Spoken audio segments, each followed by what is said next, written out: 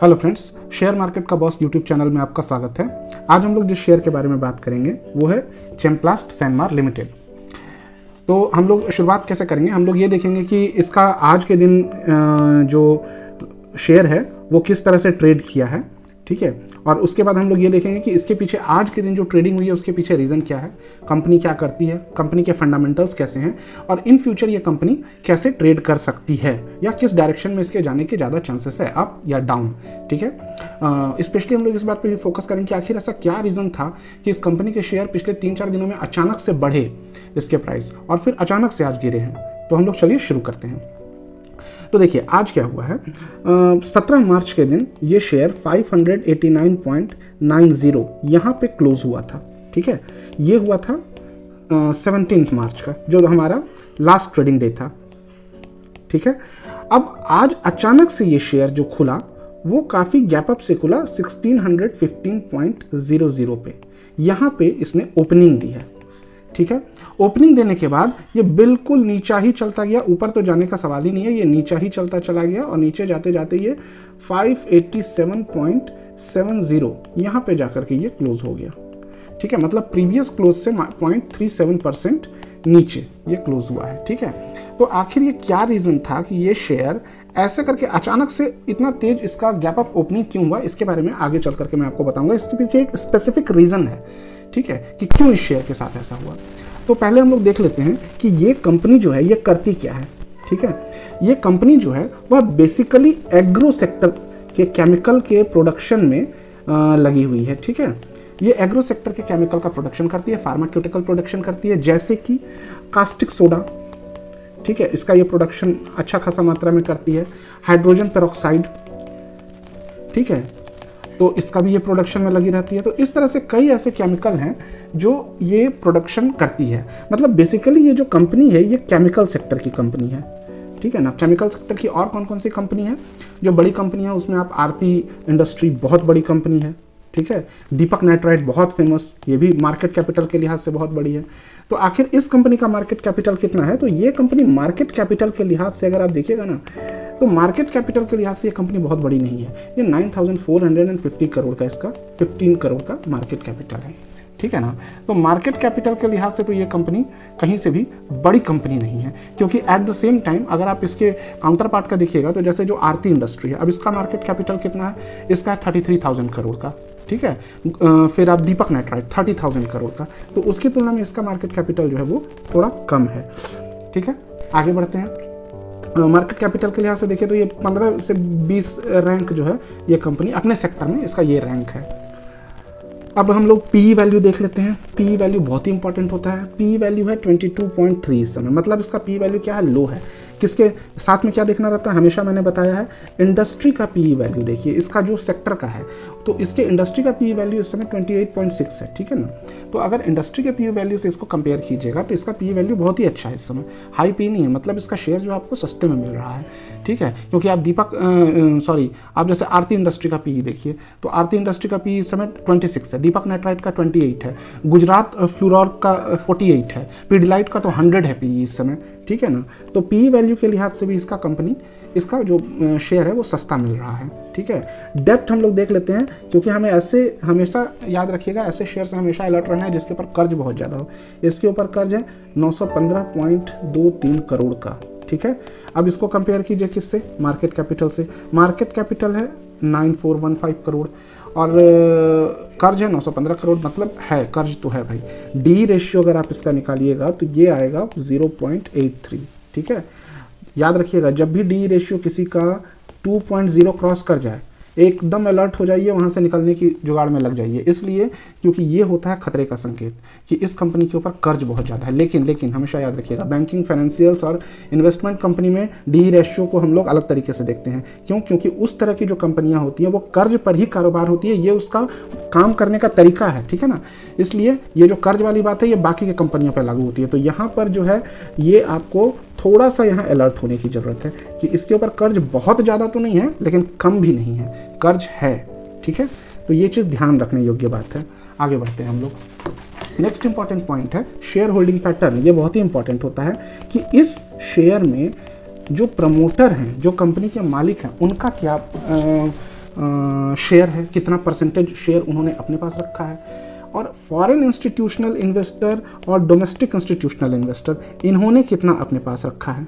ठीक है, ये चीज़ देखना बहुत ही इंपॉर्टेंट होता है, क्योंकि ये लोग जो होते हैं, ये सब जो इन्वेस्टर होते हैं, ये स्मार्ट इन्वेस्टर होते हैं, ये बहुत रिसर्च करके पैसे लगाते हैं। तो सबसे पहले हम लोग देखते हैं प्रमोटर। प्रमोटर मतलब कौन? कंपनी के मालिक। उनके पास इसका शेयर है 54.99। कब? सितंबर 2021। ठीक है, और अभी दिसंबर 2021 तक के डेटा हमारे पास है। उस समय भी इसके पास जो शेयर है ये है 54.99, मतलब नो चेंज। ठीक है, FII, इसके पास इस कंपनी के 6.44% शेयर थे, अब कितने हो गए हैं? 7.51। Good sign. ठीक है, फॉरेन इंस्टीट्यूशनल इन्वेस्टर अगर किसी में ज़्यादा पैसे लगा रहे हैं, उनका परसेंटेज बढ़ रहा है, ये बढ़िया साइन है। डोमेस्टिक इंस्टीट्यूशनल इन्वेस्टर 30.09, इन्होंने ज़्यादा भरोसा किया है लगता है इस शेयर पे, लेकिन इनका परसेंटेज घटा है, ये 28.07 हो गया है। Not good sign. ठीक है, ये भी अच्छा खासा होना चाहिए। तो डोमेस्टिक इंस्टीट्यूशनल इन्वेस्टर क्यों हट रहे हैं इससे, ये भी देखना जरूरी है कि आखिर क्या रीज़न है। पब्लिक के पास कितना शेयर था? 8.47, अब कितना हो गया है? बढ़ गया है थोड़ा, 9.42। अब देख करके ये खुश नहीं हो जाइएगा कि जैसा कई न्यूज़ वाले देते हैं ना कि पब्लिक अब इस पर ज़्यादा भरोसा कर रही है। देखिए, पब्लिक भरोसा कुछ नहीं कर रही है। अगर ये लोग शेयर बेचेंगे तो पब्लिक ही खरीदेगी, और कौन खरीदेगा? ठीक है ना, अगर ये लोग शेयर बेच दें अपना, प्रमोटर, DII, FII, तो खरीदेगा कौन? पब्लिक कर देगा। ठीक है, और पब्लिक का क्या है? पब्लिक का शेयर खरीदने का जो टेंडेंसी होता है बहुत वोलेटाइल नेचर होता है, वो कभी भी बेच के निकल लेगा, लेकिन ये लोग कभी भी बेच के नहीं निकलेंगे। हमेशा याद रखिए, मैं हर वीडियो में बताता हूँ, FII और DII बहुत सोच समझ के कोई शेयर खरीदते हैं। ठीक है ना, बहुत रिसर्च करने के बाद, और वो एक बार खरीदते हैं तो वो होल्ड करते हैं लंबे समय तक। ये आज बेचा, कल खरीदा, कल बेचा, आज खरीदा, ये सब वो लोग नहीं करते हैं।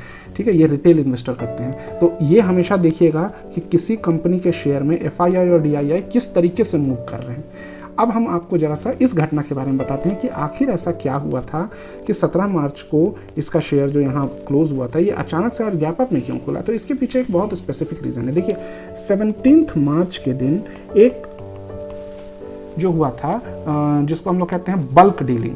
ठीक है, बल्क डील की घटना हुई थी। बल्क, अब बल्क डील क्या है मैं बहुत ज़्यादा इस वीडियो में नहीं बता पाऊंगा, आप नेट पे थोड़ा सर्च कर लीजिए। जो बड़ी मात्रा में डील होते हैं, ठीक है, वो ब्लॉक एंड बल्क डील क्या होता है, वो नेट पे यूट्यूब पे आप सर्च कर लीजिए, बहुत सारे वीडियो बताने वाले हैं जो आपको ये बताएंगे। तो इसमें क्या हुआ था, 16,61,293 शेयर, मतलब कितने के शेयर? ऑलमोस्ट 100 करोड़। ठीक है, 100 करोड़ के शेयर को खरीदा। किसने खरीदा? बेचा नहीं। बल्क डील खरीदा और बेचा दोनों हो सकता है, बेचा नहीं है, खरीदा है। खरीदा किसने? वैनगार्ड ने। ठीक है, वैनगार्ड ग्रुप ने इसका शेयर इतना खरीदा बल्क डील करते हुए। ठीक है, और यही कारण है कि नेक्स्ट डे इसमें बहुत ज़्यादा गैप अप खुला है ये। ठीक है ना, लेकिन मार्केट चूंकि ज़्यादा डाउन था तो ये भी लुढ़क गया, लेकिन यहाँ पर ये एक गुड साइन है। गुड नहीं, ये वेरी गुड साइन है। ठीक है, कि 100 करोड़ के शेयर खरीदने में किसी ने इंटरेस्ट दिखाया है तो ऐसे ही नहीं खरीदा है, उसने कुछ रिसर्च करके खरीदा होगा। ठीक है, ये रिटेल इन्वेस्टर नहीं है कि 10,000, 50,000, 1 लाख, 2 लाख, 5 लाख, 10 लाख वाला इन्वेस्टर नहीं है। इसने बहुत रिसर्च किया होगा, इसकी टीम ने रिसर्च किया होगा, तब जाकर के यहाँ पर पैसे 100 करोड़ इसने फंसाए हैं। ठीक है ना, जो कंपनी ही आपकी 9,000 करोड़ की है, वहाँ अगर कोई 100 करोड़ का शेयर खरीद रहा है तो कुछ सोच समझ के ही खरीद रहा होगा। ठीक है, अब देखिए ROE वैल्यू और ROC वैल्यू का यहाँ अभी बहुत महत्व हम नहीं देंगे, इसलिए क्योंकि ये कंपनी तो अभी इनलिस्ट ही हुई है। ठीक है ना, तो इससे हम लोगों को बहुत कुछ खास नहीं पता चलने वाला है कि क्या ऐसा चल रहा है। हम लोग छोटा सा इसका देख लेते हैं, प्रॉफिट एंड लॉस। ठीक है, देखिए प्रॉफिट एंड लॉस 2019 में, देखिए ये सारे डेटा आपको यहाँ मिल जाएंगे। मैं उसी चीज़ को यहाँ पर लिख देता हूँ। अब मैं बार बार इसको दिखा के लिखूंगा तो आपको समझ में आने में थोड़ा समय लगेगा। तो 2019 में ये कंपनी ने 118 करोड़ का प्रॉफिट कमाया। ठीक है, 2020 में कितना कमाया? यहाँ इसने कमाया 46 करोड़ ओनली। तो ये एक नेगेटिव साइन है कि यहाँ इसने कम कमाया। लेकिन 2021 में क्या हुआ? 2021 में इस कंपनी ने 410 करोड़ का प्रॉफिट कमाया। ये बहुत ही अच्छा है, मतलब ऑलमोस्ट आप समझिए यहाँ इसने 10 गुना ज़्यादा ये कमाया है।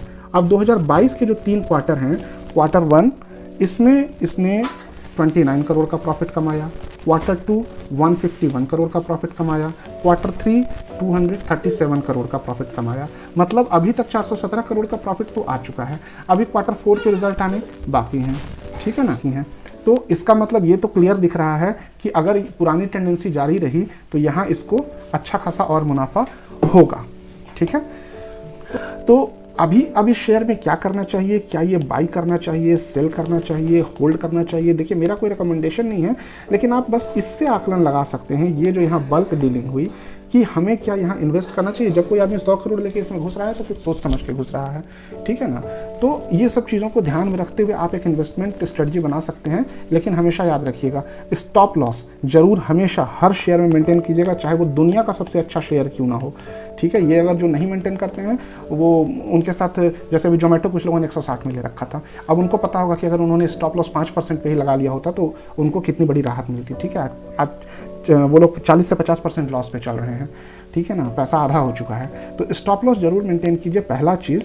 और दूसरा चीज़, अपने टोटल जो कैपिटल आपका होता है ना, ये जो कैपिटल होता है इसका कभी भी 7 to 8% से ज़्यादा कभी भी एक स्टॉक में पैसा नहीं लगाना चाहिए। मतलब एक पोर्टफोलियो बनाइए, अपने पूरे पैसे को एटलीस्ट 10 हिस्सों में तो जरूर ही बांट दीजिए, और फिर अलग अलग जगह पर आप पैसा लगाइए। ठीक है, एटलीस्ट 10 हिस्से ये तो होना ही चाहिए, एटलीस्ट।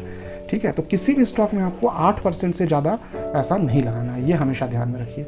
ठीक है, तो आज के इस वीडियो में इतना ही, मिलते हैं अगले वीडियो में। अगर आपको ये वीडियो अच्छा लगा होगा तो चैनल को सब्सक्राइब कर लीजिएगा, मुझे थोड़ा उत्साह बढ़ता है।